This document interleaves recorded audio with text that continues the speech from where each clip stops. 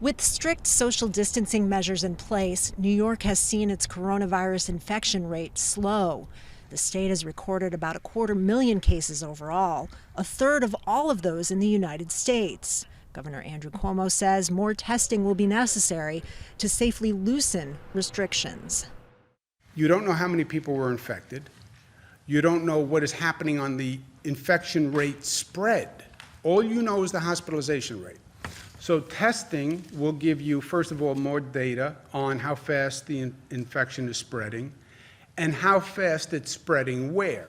I'm going to go inside your nose. While diagnostic tests like this reveal an active infection, blood tests can reveal who's developed antibodies thought to offer some immunity for the disease.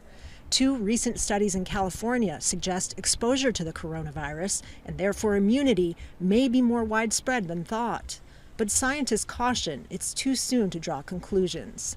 It's really important, if we're going to be making conclusions about the prevalence in the larger population, that we have to sample that population without introducing extra bias.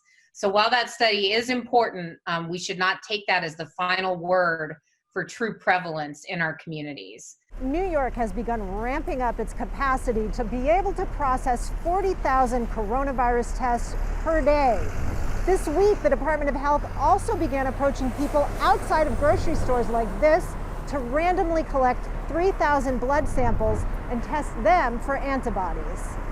In the rush to do more testing, the accuracy of some brands has been called into question, and experts from the World Health Organization as well as the Trump administration say the antibodies themselves need further testing.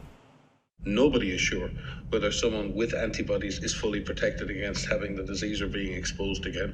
Plus, some of the tests have issues of sensitivity. They may give a false negative result. But as the economic cost of fighting the disease continues to mount, state authorities are under enormous pressure to find a pathway out of the lockdown as safely and as quickly as possible.